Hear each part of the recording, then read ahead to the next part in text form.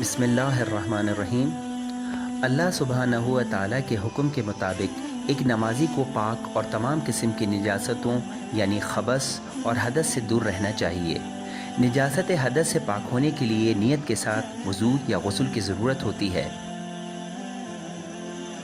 نجاست حدث کی مزید دو اقسام ہیں، حدث اصغر یعنی چھوٹی نجاست اور حدث اکبر یعنی بڑی نجاست۔ ایسی نجاستیں جن سے پاک ہونے کے لیے غسل کی ضرورت ہوتی ہے انہیں حدث اکبر کہتے ہیں، مثلاً مردے کو چھونا، جنابت یا حیض کی حالت میں ہونا۔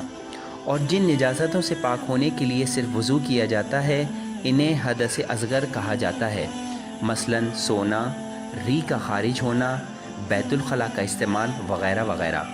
نجاست خبث سے پاک ہونے کے لیے وضو، غسل اور نیت کی ضرورت نہیں ہے۔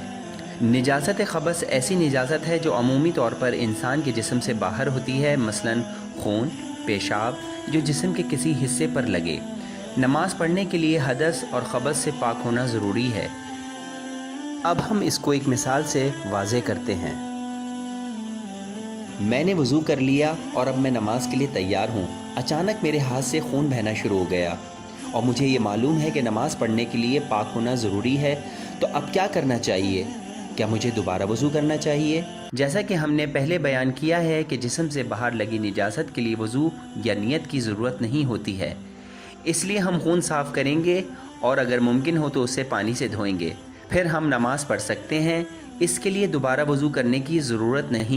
ایک اور مثال، ہم بیت الخلاء سے فارغ ہو گئے لیکن بعد میں جسم پر لگی نجاست نظر آ گئی، تو ہمیں نماز پڑھنے کے لیے کیا کرنا چاہیے؟ پہلے نجاست کو ہٹائیں اور پھر پانی سے دھوئیں تاکہ خبث سے پاکی ہو جائے جو کہ جسم سے باہر لگی تھی، پیشاب یا پخانہ۔ اب ہمارا جسم خبث سے پاک ہو گیا ہے لیکن ہمیں ابھی حدث سے پاک ہونے کے لیے وضو کی ضرورت ہے۔ جیسا کہ پہلے بیان ہو چکا ہے کہ بیت الخلاء کے استعمال سے آپ حدث اصغر کی کیفیت میں ہوں گے، اس لیے ہم صرف وضو کریں گے تاکہ ہم پاک ہو جائیں اور عبادت کے لیے تیار ہو جائیں۔ ایک اور مثال، میں کچھ گھنٹوں کے لیے سو گیا، جب میں جاگا تو معلوم ہوا کہ نماز کا وقت ہو گیا ہے۔ اب مجھے کیا کرنا چاہیے؟ کیا خبث جیسی کوئی نجاست میرے جسم پر لگی ہے؟